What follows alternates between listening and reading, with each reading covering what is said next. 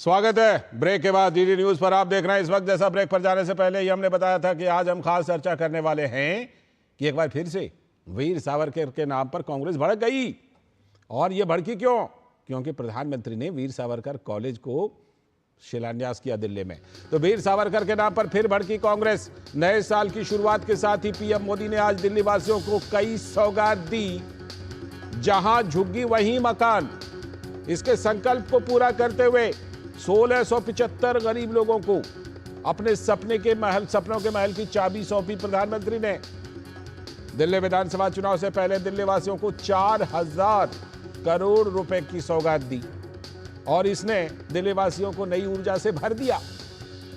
PM ने कहा कि उन्होंने अपने लिए तो कभी घर नहीं बनाया, बल्कि इन वर्षों में 4 करोड़ से भी ज्यादा लोगों के पक्के घर होने के सपने को पूरा किया है। लेकिन कुछ लोग तो ऐसे भी हैं जो सिर्फ अपने लिए ही शीश महल बनाते रहते हैं।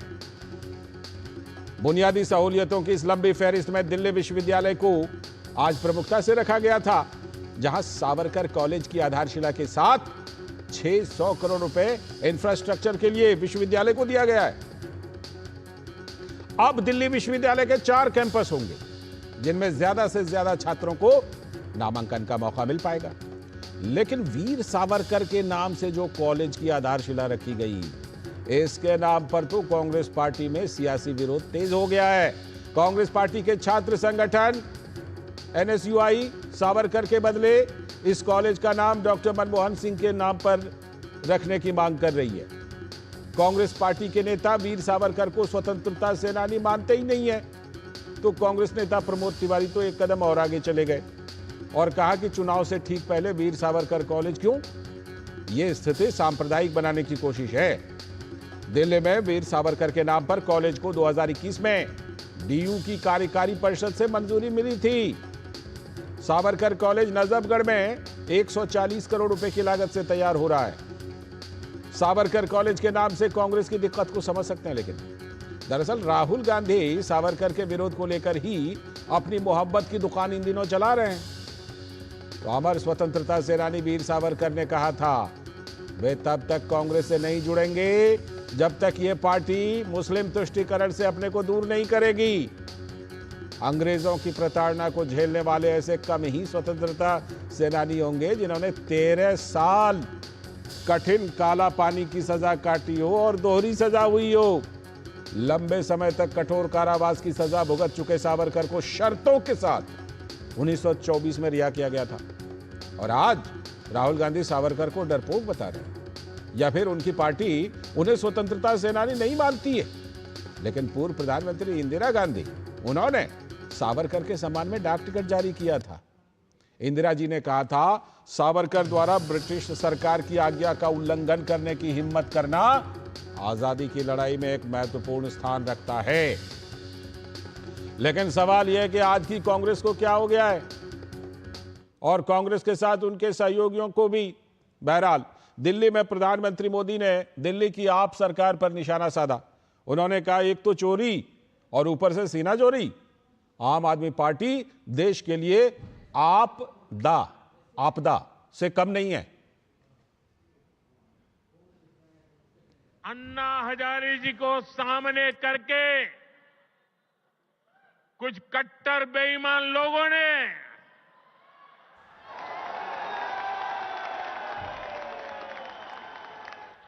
दिल्ली को आपदा में धकेल दिया। शराब के ठेकों में घोटाला,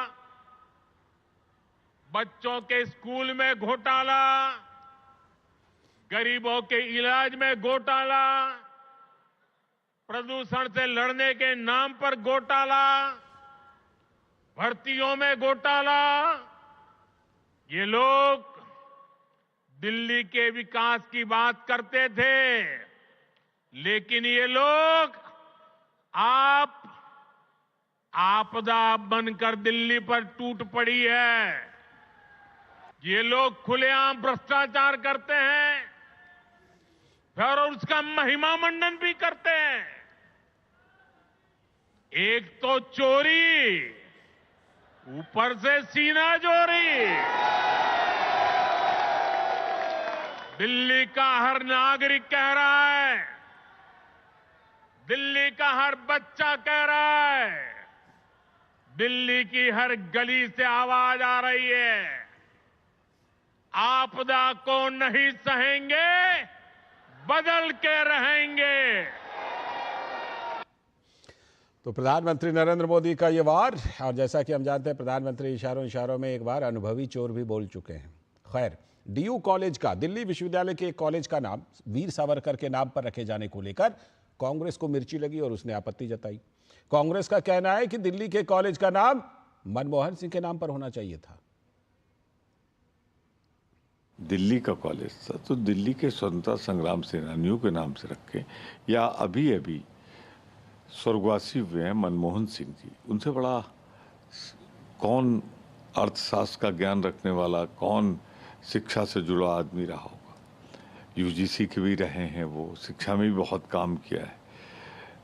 बिल्कुल उपयुक्त होता कि उनके लिए हम ये, पर भारतीय जनता पार्टी से न स्वतंत्रता संग्राम से मतलब है, न शिक्षा से मतलब है। उन्हें तो कैसे वातावरण में जहर घोलो, इससे मतलब है। लेकिन कांग्रेस के इस रुख को समझा जा सकता है, क्योंकि कांग्रेस नेता राहुल गांधी कई बार वीर सावरकर को लेकर विवादित बयान दे चुके हैं। उन्होंने तो वीर सावरकर पर अंग्रेजों से डरकर माफी की चिट्ठी लिखने का भी आरोप लगाया था। सुनिए। बहुत क्लियर हूं, सावरकर जी ने अंग्रेजों की मदद की। ये मेरी राय है कि जब सावरकर जी ने ये चिट्ठी साइन की, गांधी जी, नेहरू जी, पटेल जी, ये सब सालों जेल में रहे, कोई चिट्ठी साइन नहीं की। मेरी थिंकिंग है कि जब सावरकर जी ने इस कागज पे साइन किया, उसका कारण क्या था? उसका कारण डर था। तो राहुल गांधी ये आरोप लगाते रहते हैं, लेकिन भाजपा के नेता और केंद्रीय मंत्री मुरलीधर मोहोल ने कहा, कांग्रेस ने हमेशा सावरकर जी का अपमान किया है, यह कोई नई बात नहीं है और यह तो कांग्रेस का असली चेहरा है। मुझे लगता है कि ये नया नहीं है। सावरकर जी के बारे में गलत बोलना, उनको उनके ऊपर टीका टिप्पणी करना, ये पहली बार नहीं हुआ। तो कांग्रेस यही करेगी, मुझे नहीं लगता उसमें कोई, क्योंकि कांग्रेस का असली चेहरा यही है जो सावरकर जी के त्याग, समर्पण और देश प्रेम से कभी भी वो राजी नहीं है। तो बहरहाल ये जो विवाद कांग्रेस की तरफ से किया गया है, इसके पीछे का मकसद क्या है, या फिर कांग्रेस की अब ये स्थायी सोच बन चुकी है? इसी पर खास चर्चा करने के लिए हमारे साथ जुड़ रहे हैं अनिरुद्ध प्रताप सिंह जी, भारतीय जनता पार्टी के प्रवक्ता, यहां स्टूडियो में हमारे साथ जुड़ चुके हैं। बहुत बहुत स्वागत अनिरुद्ध जी। साथ में संदीप त्रिपाठी जी, कांग्रेस के नेता, हमारे साथ जुड़ चुके हैं। बहुत बहुत स्वागत संदीप जी, नमस्ते, बहुत बहुत स्वागत। और साथ में हमारे सलाहकार संपादक विनोद मिश्र जी भी हमारे साथ स्टूडियो में जुड़े हुए हैं। मैं जरा विस्तार देता हूं विनोद जी के जरिए इस चर्चा को। विनोद जी, हम पहले भी देखे हैं कि अगर इंदिरा गांधी के कांग्रेस को आप छोड़ दें तो जो राहुल गांधी जी की कांग्रेस है वो तो वीर सावरकर को लेकर कई बार ऐसे मुद्दे उठा चुकी है, लेकिन क्या वीर सावरकर के नाम पर अगर एक कॉलेज का नाम रखा जाता है दिल्ली में, तो क्या इस पर विवाद उचित है? और मैं इसलिए भी कह रहा हूं इसमें क्योंकि इन्होंने फिर से एक बार उन्हीं डॉक्टर मनमोहन सिंह का नाम ले आए जिन डॉक्टर मनमोहन सिंह के राष्ट्रीय शोक के दौरान राहुल गांधी देश से बाहर चले गए थे। लाल जी, आज वीर सावरकर कॉलेज के इस चर्चा के साथ में आज बहुत कुछ चर्चा हो सकती है, क्योंकि इतिहास के उस पन्ने में जिसके कांग्रेस पार्टी एक भारत के इतिहास मानते हैं, उसमें राहुल गांधी के जब इस इतिहास को आप देखेंगे तो शायद उन्हें, मुझे लगता है कि इस देश की नई पीढ़ी को समझना चाहिए जी कि जिन बड़े नेताओं के नाम राहुल गांधी अभी गिना रहे थे और जो कांग्रेस के नेता अभी प्रमोद तिवारी स्वतंत्रता सेनानी से सावरकर को खारिज कर रहे थे, तो उन्हें यह समझना चाहिए कि सावरकर के जेल में और इनके बड़े नेताओं के जेल में क्या अंतर था। बहुत अंतर था। जो बड़े नेता का नाम राहुल गांधी कह रहे थे, वो बड़े नेताओं को जब जेल मिला, चाहे 2 साल का या 1 साल का भी मिला हो, तो उन्हें आगा खान पैलेस में जेल होता था और उनके जेल में उन सारी सुविधाएं होती थी, पीए से लेके और उनके आने जाने से, मिलने जुलने पे किसी को पनाही नहीं थी, बैडमिंटन तक की सुविधा थी। तो लेकिन सावरकर के जेल को जब राहुल गांधी एक बार देख आए, जिसमें वो 13 साल कठोर सजा काला पानी के, वो अंडमान के काला पानी जेल में जिस बंदे ने गुजारा हो, जिस स्वतंत्रता सेनानी ने, तो उसकी तारीफ करते हुए थकेंगे नहीं और तब मानेंगे कि स्वतंत्रता के इस दीप को जलाने में सावरकर का कितना बड़ा योगदान था। जी। इस नई पीढ़ी को समझना चाहिए कि जो इतिहास के लेखन और परंपरा में कुछ लोगों को छोड़कर बाकी के वो एक तरह से ढक दिया गया था, उनके नाम, उनके व्यक्तित्व, उनके कृतित्व को, वो ये दौर है जिस दौर में वो नाम, इस अमृतकाल में आप कह सकते हैं कि वो नाम सामने में आए हैं, वो चेहरे सामने आए हैं कि देश एक कृतज्ञता जाहिर कर रही है। अफसोस की बात तो ये है कि अब स्वर्गीय इंदिरा गांधी सावरकर को एक स्थापित स्वतंत्रता सेनानी के रूप में स्टैंप जारी किया था और राहुल गांधी की एक कंपैरिजन कर रहे हैं कि हमारे नेता डरे नहीं, सावरकर डर गए।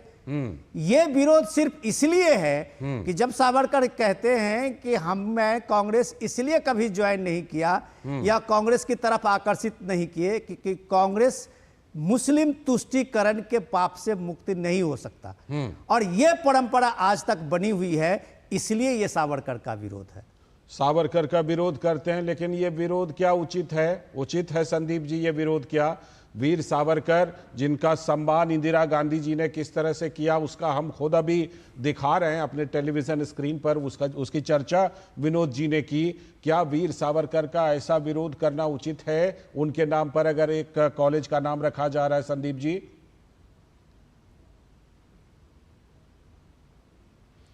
आपकी आवाज नहीं आ रही यार। हाँ आ रही, बोलिए बोलिए, अब बोलिए, आ रही जी। आपसे और जो है बीजेपी के जो साथी हैं हमारे विनोद जी से और अनिरुद्ध जी से, बीजेपी के साथी तो अनिरुद्ध जी हैं, खैर।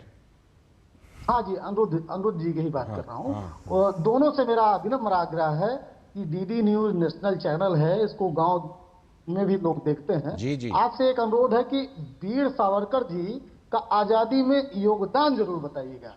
हमने कई बार डॉक्यूमेंट्री बनाकर बताया सर। सर डॉक्यूमेंट्री देखिए सर, वो भी 14 के बाद बनी है, उसको देखें। तो 14 से पहले आप नहीं बनने देते होंगे, तब यही ना आप कह रहे हैं सर। तब ये आप कह दीजिए कि नेशनल जो है आपका डीजी न्यूज आज मोदी जी से प्रभावित है, इसलिए आप बना ले रहे हैं। आप क्या कह रहे हैं कि 14 से पहले आप नहीं बनने देते थे इस तरह का डॉक्यूमेंट्री? क्या डॉक्यूमेंट्री बनी है? नहीं, 14 के बाद बनी है, वो फैक्ट है, मैंने ये कहा जी। हम ये कह रहे हैं कि आप बताइए उनका योगदान, कि इस आंदोलन की वजह से वो जेल में गए, इसकी वजह से वो इतने दिन रहे, और उसके बाद वहां पर वो माफीनामा लिखते हैं, फिर 60 रुपए की पेंशन लेते हैं। थोड़ा सा इंटरप्ट करूं, आप ही बता दीजिए कि सावरकर को किस अपराध में जेल हुई थी, बता दीजिए। क्या सावरकर ने किसी का कोई सामान लिया था? क्या सावरकर ने किसी के जमीन पर कब्जा किया था? उसके लिए उनको वो 2-2 कारावास हुआ था क्या? उम्र कैद, जो 2-2 उम्र कैद काला पानी की हुई थी, वो किस जुर्म में सावरकर को हुई थी सर? हम बताते हैं। बताइए। एक बिल्कुल अंग्रेजों के एक सुधारवादी आंदोलन कह लीजिए, या कुछ आप ये मान के चलिए कि वो हिंदू धर्म को रिलेटेड ऐसा था कि हिंदू धर्म में सुधार की एक प्रक्रिया का विरोध करके वो जेल गए। नहीं, सुनिए त्रिपाठी जी, आप जो इतिहास पर मौका दूंगा, संदीप जी मौका दूंगा, विनोद जी कुछ जोड़ना चाह रहे हैं। 1 मिनट त्रिपाठी जी, 1 मिनट सुन लीजिए।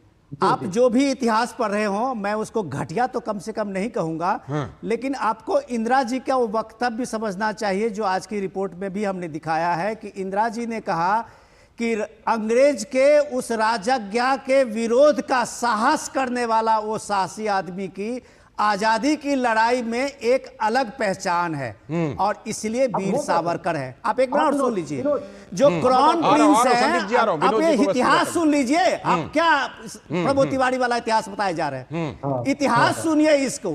इतिहास है इसका कि उसने वीर सावरकर ने वो पहला वो शख्स था कि इंग्लैंड में रहते हुए भी क्राउन प्रिंस का विरोध किया था।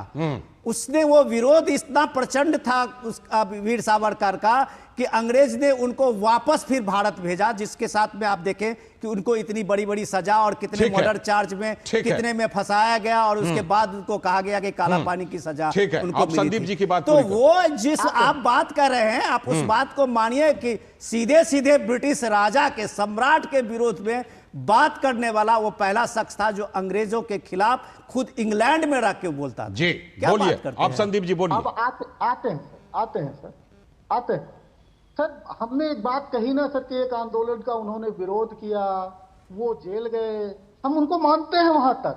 अब जो है एक रावण था, उसने कभी तपस्या की, भगवान की पूजा की तो भक्त था, उसके बाद उसने गुंडई की, लोगों को मारा, फिर अत्याचारी हो गया। तो किसी एक व्यक्ति के एक पहलू को आप सिरे से खारिज कर दें और एक को इतना बढ़ा चढ़ा कर दिखाएं कि ऐसा लगे कि उनके अलावा कोई था ही नहीं। दिक्कत यहां पर है। अभी आपने कहा कि एक राज्याज्ञा के उल्लंघन, वहीं पे बताने का प्रयास कर रहा था विनोद जी, वो कंटिन्यू कर रहा था शुरू से वहां तक पहुंचता। बात यह है कि उस जिस कारावास की आप बात कर रहे हैं, उस समय उनके साथ 1100 से ज्यादा लोग उस समय उसी कारावास को, उसी जो है जेल में लोग भुगत रहे थे। उसमें से कितने लोगों ने माफीनामा लिखा, विनोद जी कृपया जरूर बताइएगा, मैं थोड़ा अनजान व्यक्ति हूं। मैं दो तीन चीजें जोड़ता हूं, संदीप जी। सावरकर को आप सीमित कर रहे हैं, अभिनव भारत नामक संगठन को लेकर के उनका क्या योगदान है संदीप जी, इतना तो जरूर पढ़े होंगे।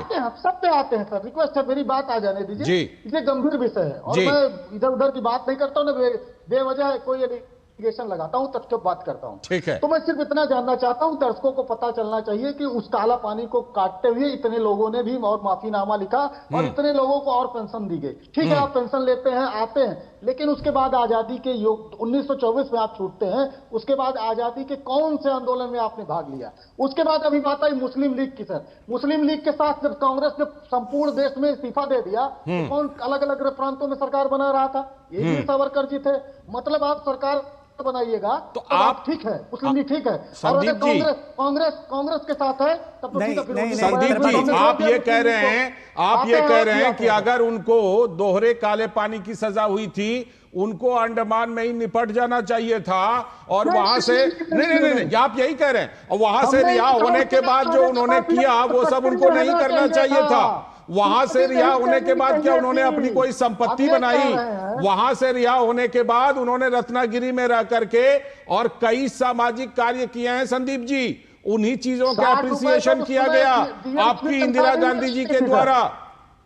सर, 60 रुपए जो उनको पेंशन मिलती थी उस समय, डीएम की भी सैलरी उस समय उतना नहीं, पेंशन को लेकर के उनके प्रपौत्र ने इस चीज को खारिज किया है। उन्होंने कहा सावरकर जी के ऊपर कोई भी एक्टिविटी करने को लेकर के मनाही थी, उसके एवज में उनको जीवन यापन के लिए ये दिया जाता था। ठीक है, अगर हमारे पिताजी जेल गए हैं और मैं आके गाना गाऊं कि हमारे पिताजी जेल नहीं गए हैं, तो डॉक्यूमेंट थोड़ी ना झूठ बोलते हैं। डॉक्यूमेंट तो ये भी कहता है संदीप जी कि लाला लाजपत राय को छोड़कर कांग्रेस के किसी एक नेता ने लाठी तक नहीं खाई।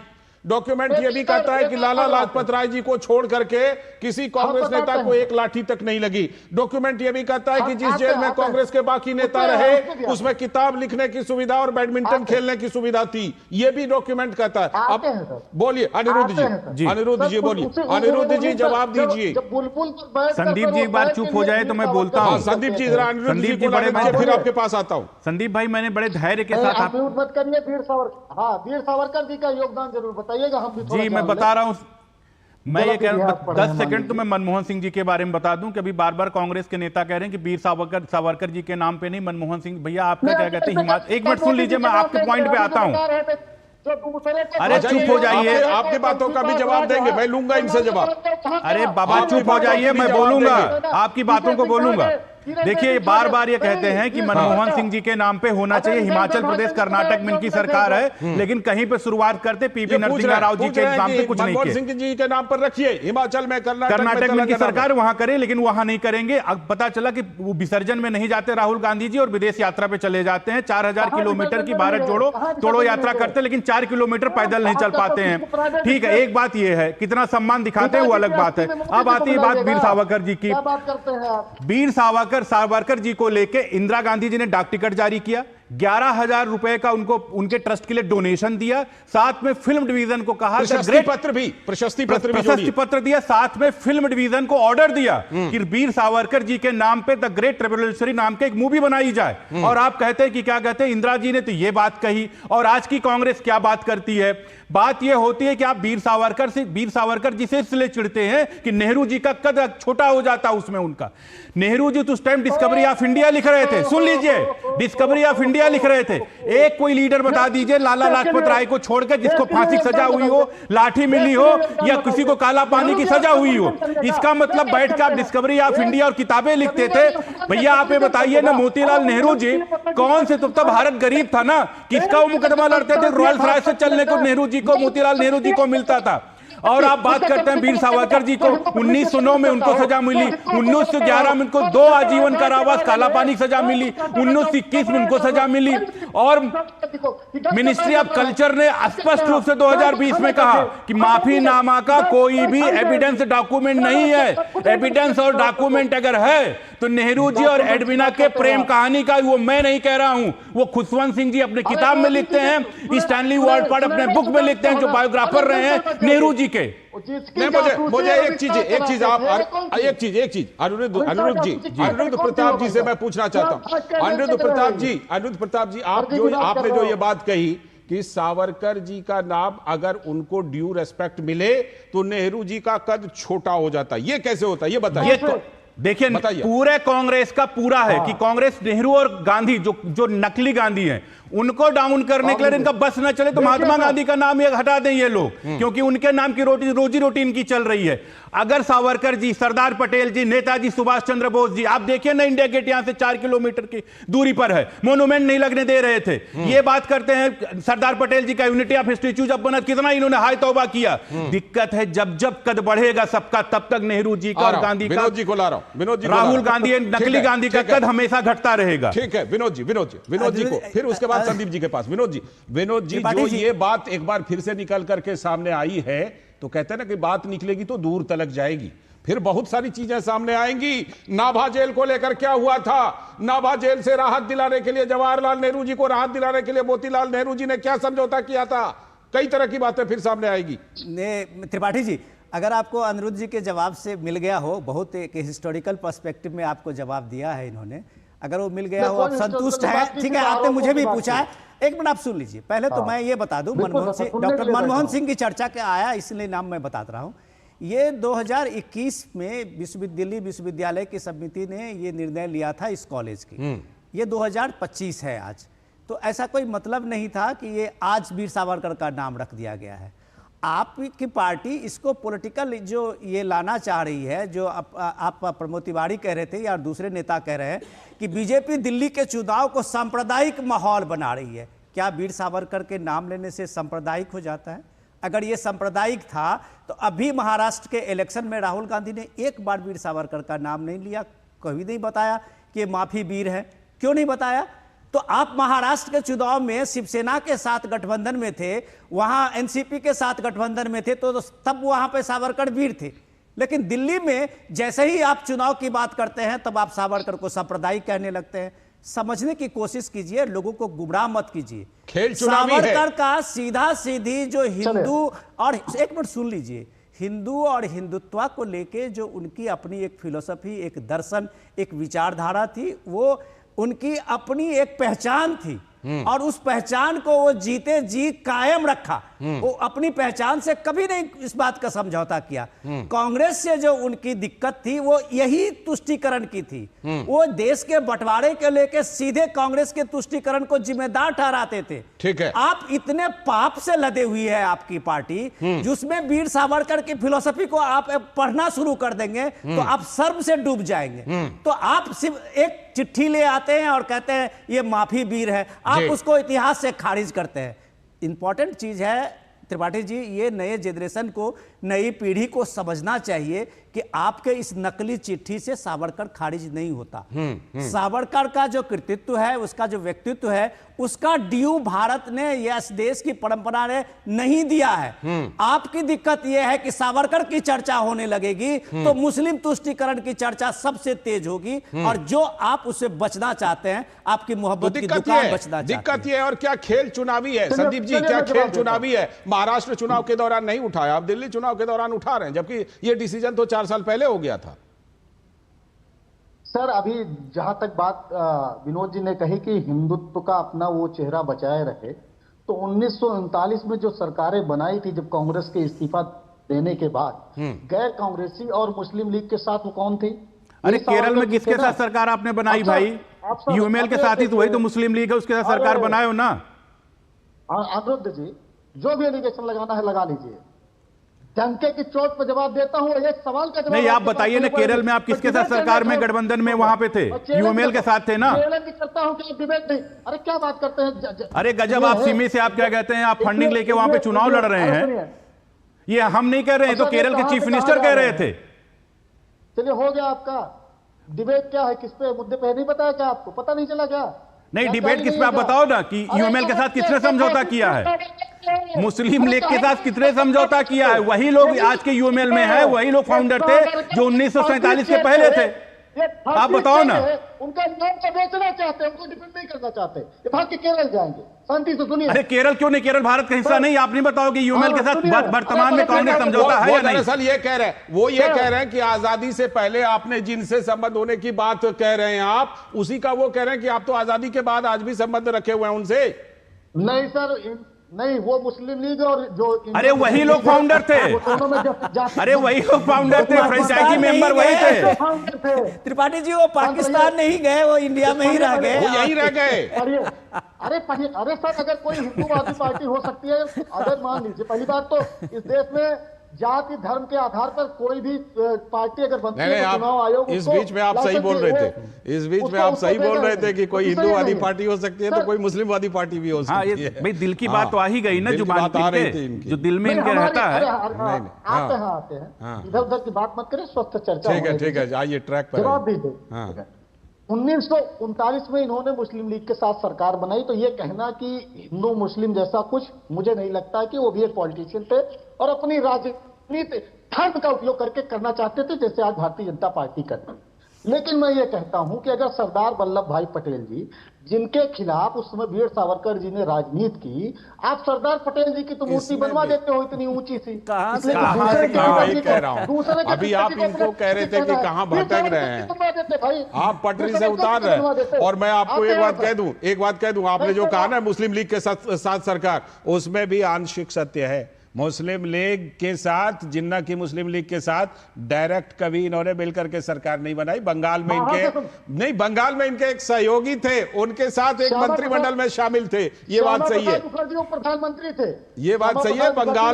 बंगाल प्रोविंस में इनके एक सहयोगी थे, वो उसमें शामिल थे मुस्लिम लीग के साथ। और आगे आते हैं सर, देखिए सर, विषय ये है कि हमने कहा कि वीर सावरकर जी ने एक आंदोलन मूवमेंट चलाया, अंग्रेजों के खिलाफ लड़ाई लड़ी, ठीक है, मैं मानता हूं इस बात, ठीक।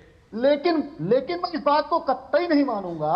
देखिए, इस देश में लोगों ने जो है अपनी जीवन की शहादत दी, फांसी चढ़ गए, युवा चढ़ गए, आप वहां से छूट के आते हो, किसी तरीके से छूट के आते हो, मैं मानता हूं। उसके बाद आपने आजादी के लिए क्या किया? विषय ये है, आप अगर जो है उनसे पूरा सहयोग लेते रहे, उनके यहाँ तक कि जब भारत छोड़ो आंदोलन होता, आप बताओ कांग्रेस का एक बड़े नेता का नाम बताइए। सामाजिक कार्य करते रहे, उन्होंने कभी अपनी संपत्ति नहीं बनाई, बिजनेस नहीं किया, खेती नहीं की, उन्होंने जो भी किया वो समाज के लिए ही किया, वहां से रिहा होने के बाद भी। नहीं सर, पेंशन हम बता रहे हैं क्या क्या किया। मैंने त्रिपाठी जी आपको मैं करेक्ट करूंगा यहाँ, त्रिपाठी जी मैं आपको करेक्ट करूंगा। आप एक मिनट रुकिए, आप इतिहास को जब गलत करने लगेंगे तो फिर मैं आपको करेक्ट करूंगा। आप 1924 में जब वो रिहा हुए थे, रत्नागिरी पहुंचे थे, तो उनके लेके अंग्रेजों ने काफी शर्तें लगाई थी। जिसमें शर्तें थी कि वो जिला से कभी बाहर नहीं होंगे, नहीं जाएंगे, जिसमें शर्तें थी कि कोई राजनीतिक एक्टिविटीज में वो शामिल नहीं होंगे, बिल्कुल, जिसमें शर्तें थी कि सावरकर का जो है किसी भी पॉलिटिकल पार्टी से कोई एफिलिएशन कभी नहीं होगा। इतनी शर्तों से उनकी रिहाई, उनका बेल मिला था और वो रिहा हुए थे। अब आप बताइए कि 1924 में अंग्रेज के शासन में जिनके सामने में इतनी शर्तें थी, तो वो किस शर्त को तोड़ते हुए फिर से वो एक नारा बुलंद करते, कांग्रेस के साथ चले जाते? नहीं, देखिए ये अपने अपने सुविधा से, देखिए एक मिनट सर, अपने सुनिए, आप जो जवाब दे रहे हैं आप गलत इंटरप्रिटेशन कर रहे हैं। ये अपने अपने सुविधा से जो इतिहास लेखन की परंपरा आजादी के बाद रही है, जवाहरलाल नेहरू ने भी एक किताब डिस्कवरी ऑफ इंडिया लिखा है। कितना वो वेद जानते होंगे और कितना उन्होंने ऋग्वेद पढ़ा होगा, मुझे इस बात की जानकारी नहीं है, लेकिन भारत के इतिहास, कमोबेश प्राचीन इतिहास उन्हीं लोगों ने लिखा जिनका ना वेदों से सरोकार रहा, न उपनिषदों से सरोकार रहा, न भारत के सनातन परंपरा से रहा। उन्होंने इतिहास लिख दिया और लोग पढ़ रहे हैं और आप उसकी इसीलिए तो आज करेक्शन हो रहा है, इसीलिए तो आज करेक्शन हो रहा है। मैंने नाभा जेल से रियायत का जिक्र किया। एक बात और पूछ लेता हूं, क्योंकि आपने सवाल उठाया था संदीप जी, नाभा जेल से रियायत के लिए क्या किया गया था उसके बारे में बताइएगा। दूसरी बात आपने ये कहा कि सावरकर ने क्यों, वहां से सावरकर रिहा क्यों हुए। मैं आपसे पूछता हूं, शिवाजी को अगर औरंगजेब ने कैद कर लिया था तो शिवाजी को मिठाई की टोकरी में निकल करके बाहर नहीं आकर के बाहर नहीं निकलना चाहिए था क्या? बाहर निकल करके उन्होंने क्या क्या किया? अगर शिवाजी उन्हीं की कैद में रह जाते तो क्या हासिल कर लेते, बताइए जरा।